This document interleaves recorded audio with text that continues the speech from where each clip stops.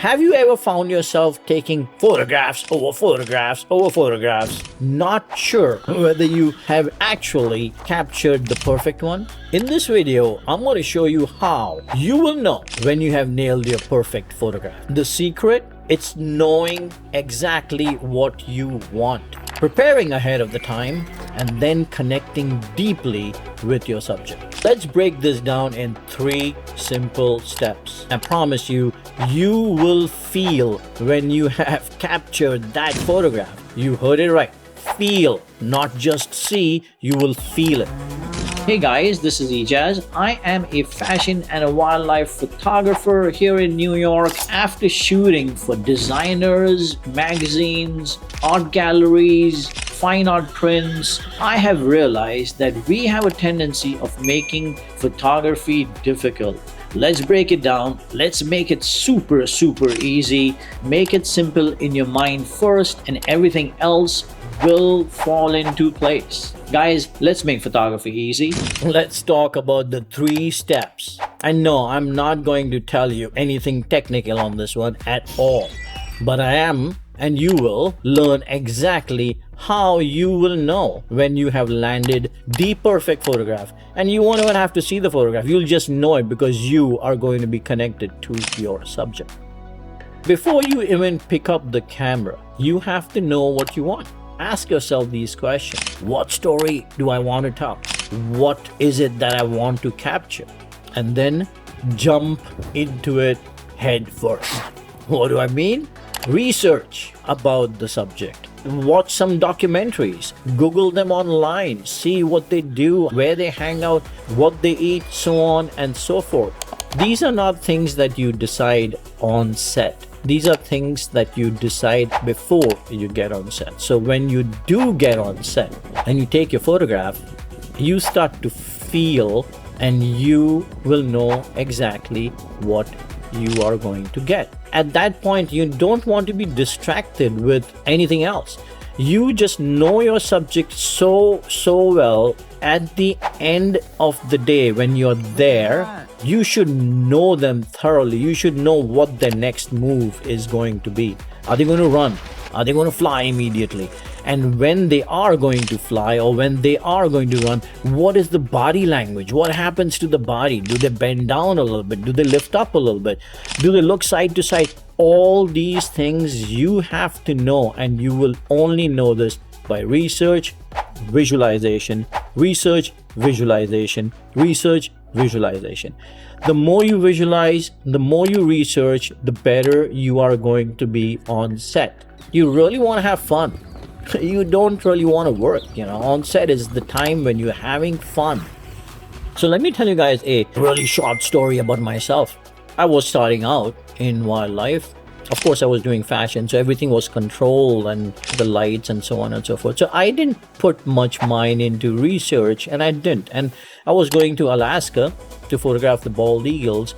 And when I'm there, I was expecting the bald eagles to be up on the tree, right? That's what you think of birds at least that's what I thought of birds. Now, no research put into it. I land up in Alaska and these bald eagles are on the shore of a river. Guess what? I had a tripod that had a center stick, and the center stick would not let me take my tripod all the way down. And guess what happened? I didn't land good shot. I got the background in the back because I was shooting from up above. A lesson I learned the hard way. Had I done my research, I would get different kind of shots. So when I went back the next time around and I learned about research and I learned about visualization, at that point I got this shot and I got this shot and I got this shot and I got this shot. Research brings you to a point when you are on set that you will start to predict the animal's behavior, and then you are sharp. You're not going to just relying on your reflexes, because automatically when the animal makes a move, you make a move, and that is obviously after. And as humans, we are not as fast, I should say, as the animals. So instead of being reactive, if you start to think and know your subject and know how they're going to move, predict, hey, they are going to be there at this moment, and move your camera before they can do it. That is the power of research, and you must do that, and then you will feel the photograph when you land it. When you land it, you will know. So research, visualization, very, very important. Okay, now let's go to the step number 2, technical. And the reason why I say technical is so important, not just for the reason of coming up with an amazingly exposed image. No, not for that. The reason why I stress upon technical being so important is simply because when you are on location, you don't want to be fumbling around with your camera. You don't want to focus on your camera. Your camera should be set up front. It should be set even before you get on location. And how does that happen? It happens, I've shown you guys videos what I do. I'm going to snowy owl shoot, so I purchased a fake snowy owl. I put it in the snow. I do my measurements before.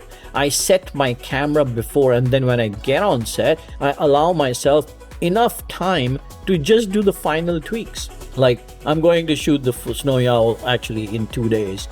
I am shooting with f4. I am shooting with ISO 640, and my shutter speed is locked so far on 1250. Am I going to go there and tweak it? Most likely I'm going to tweak my shutter speed. That's all I'm going to tweak. But when I'm there, I don't have to fumble much. I get on set, do a spot reading, boom. If it's not 1250, I'm going to change it to a little bit higher or a little bit lower depending on the light.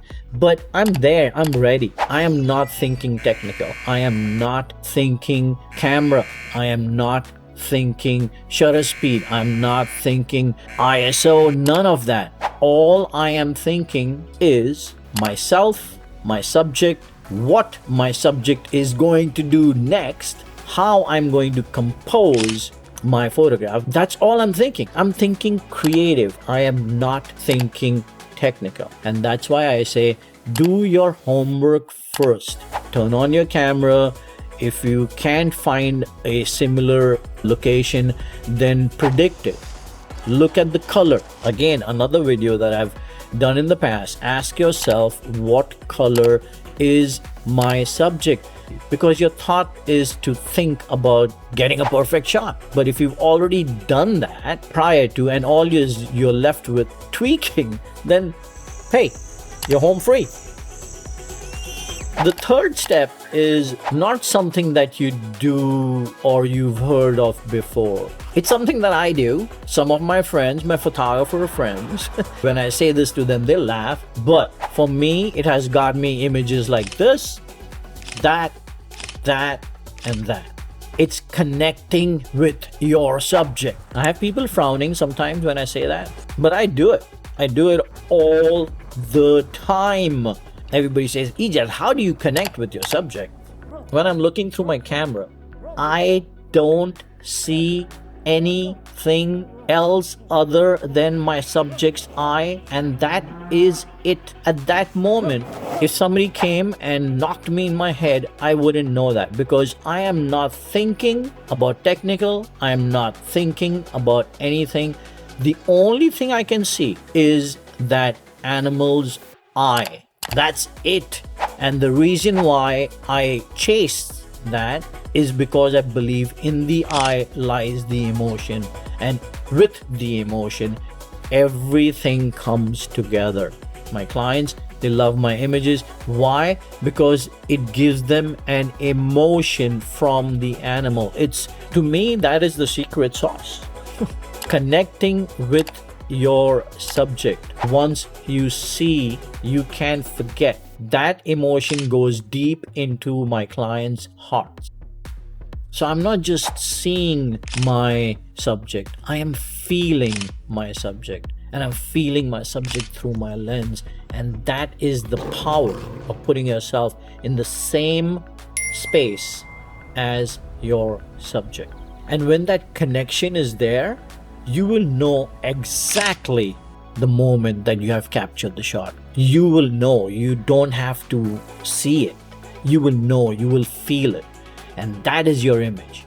When I used to go and I was just starting out in the wildlife arena, I used to come back with 30, 40, 50, 60,000 images because I would go drrrr, drrrr.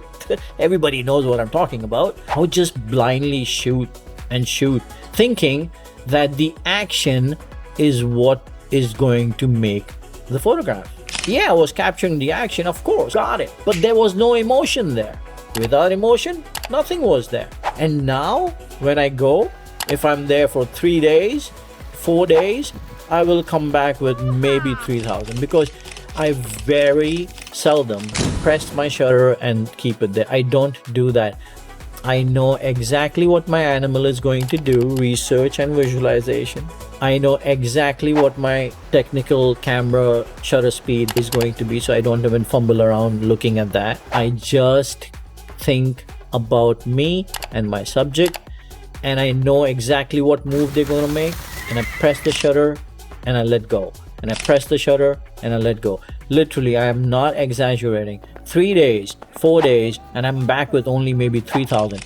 How that really helps me is I already know the image that I am going to pick because I've seen it when I was there. All I have to do is look through these 3,000, go and find that one, and that's it. We were having a session in France where the rancher was sending the horses back and forth and back and forth. His job was to do it 10 times. And after 10 times, we would call it a day, and then we would come back in the evening. On the 4th time, I stopped shooting after that. And I was walking around and everyone's like, "Hey, Ijaz, you okay?" And I'm like, "Yeah, I'm okay. I have my shot. Why do I have to photograph again and again and again? If you know what you want, there's no need to make the horses run 10 times, right? If I landed it on the 4th one, I landed it on the 4th one. And the only way I knew I landed it on the 4th one is following these 3 steps. I hope this has been helpful. I hope this cuts your time on set into fun, loving time and not fumbling with your camera and not trying to figure out what the animal is going to do. And I hope you connect with your subject so deeply that you feel the energy. I'm going to have another video out soon on composition, how I think, what I do, why these images do what they do for us in our fine art photography business. Speak to you guys soon. Thank you. Bye-bye.